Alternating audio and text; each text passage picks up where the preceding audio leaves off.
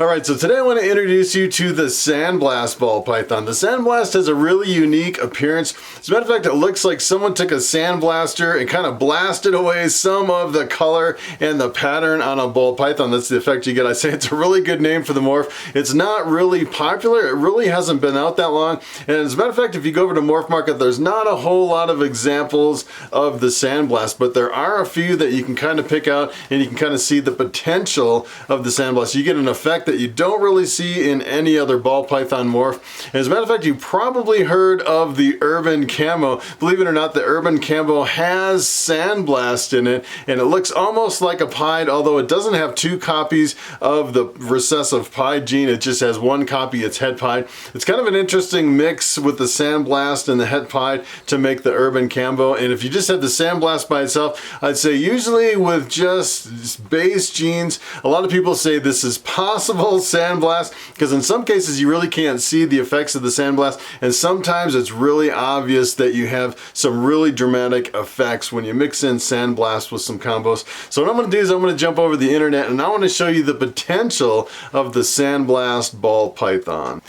Alright, so I want to start over here on the world of ball pythons, and this is kind of interesting. I actually usually come over here to the world of ball pythons to see the individual genes and some of the combos, especially like the world's first combos that people are making, and they're coming out and they usually rush over here to kind of take credit for some of the stuff that comes out. And I actually came over here to the Sandblast page, and to my amazement, there's not even one single picture of the Sandblast over here on World of Ball Pythons.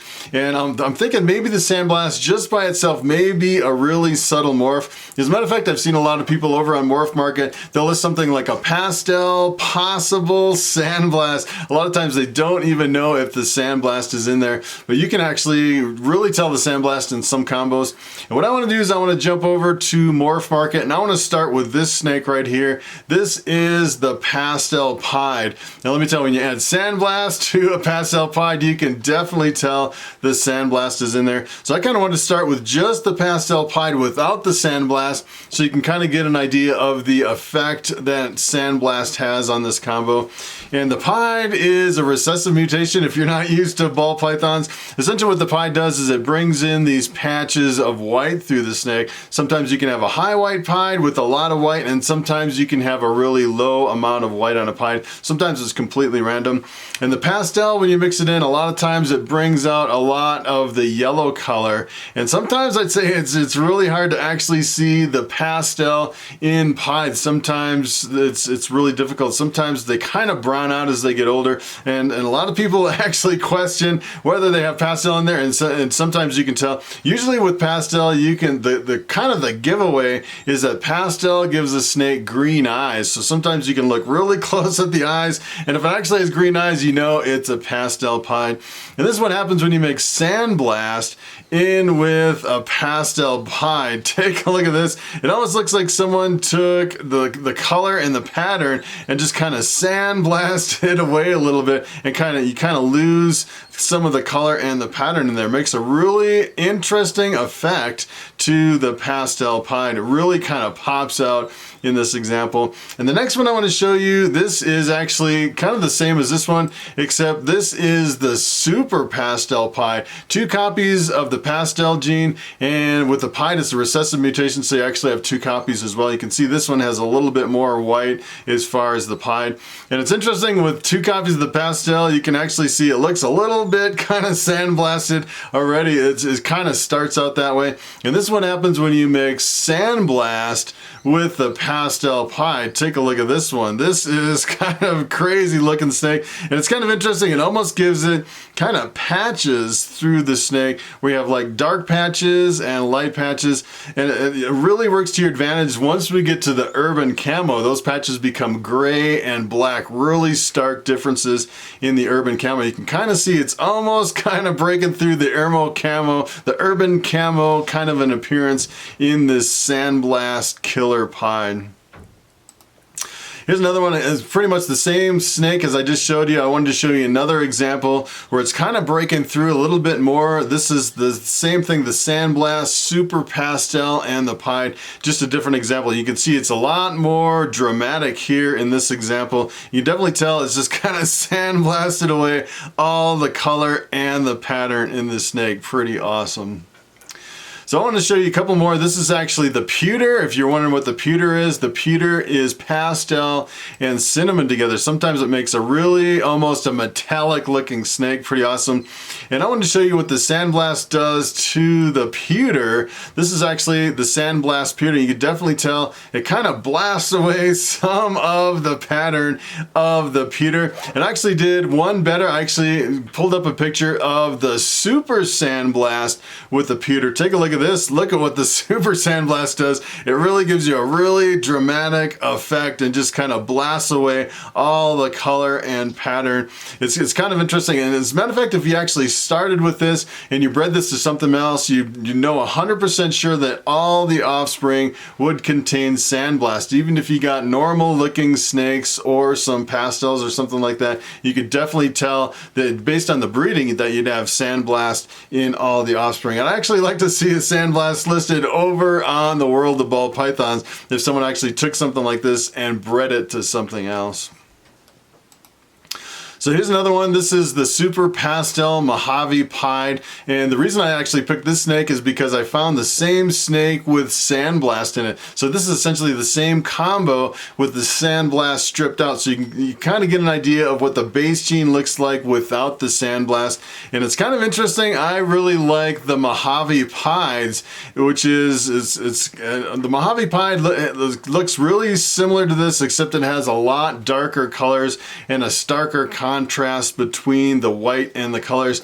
And you have the Super Pastel, and it really strips away a lot of the contrast and adds a lot of yellow. This is what happens when you mix the Sandblast to the Super Pastel Mojave Pied. Take a look at this one. You can definitely tell the colors and the patterns are even stripped away even more, like they've been sandblasted away in this combo. You can definitely tell, especially with the pieds, it seems like the Sandblast really stands out and has some really dramatic effects.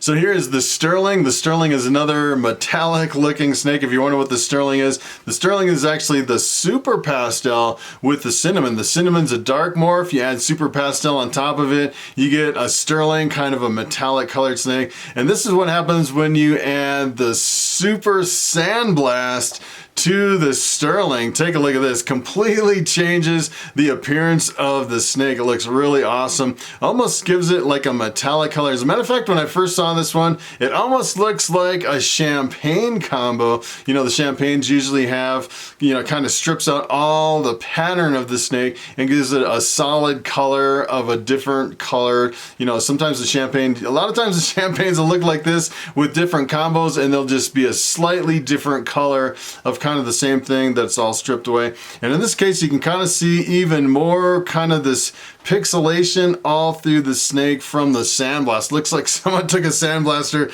and literally sandblasted the snake. It is pretty awesome. So take a look at this. This is like the crown jewel. If most people, when they think of Sandblast, they think of this. This is the Urban Camo. And the Urban Camos are still really super expensive.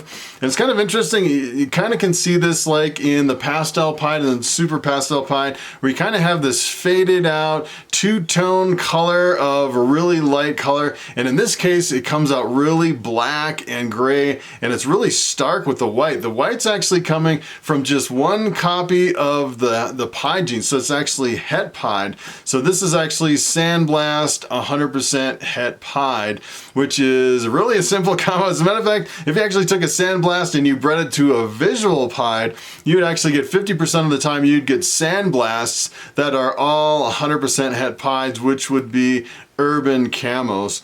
So I'd say it's not really that common, but it seems like it'd be really easy to produce. As a matter of fact, there's a lot of people that said, hey, I've been doing urban camos, and actually I think they're different genes mixed into the urban camo that actually make the urban camo besides the Sandblast and the het pied. But the interesting thing about that is I actually came over here to Morphmarket, and you can actually type in, you can actually go to filters, and you can actually type in urban camo, and when you do a search, it actually splits it up into Sandblast and 100% het pied. So according to Morphmarket, I would say most people consider the urban camo the Sandblast 100% het pied.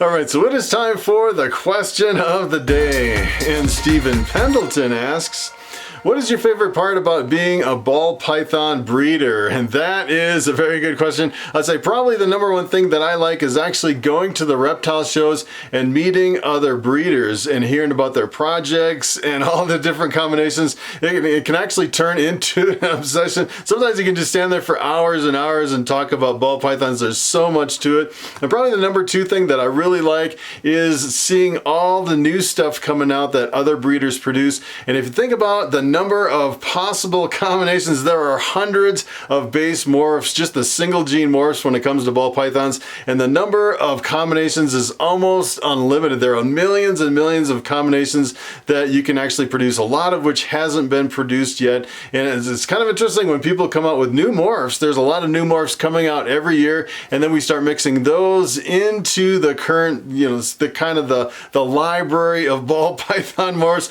and it's pretty amazing. Every year there's some amazing snakes. It seems like every year it just becomes more and more amazing. I can't really see where there would ever be an end to the possible number of ball python combinations.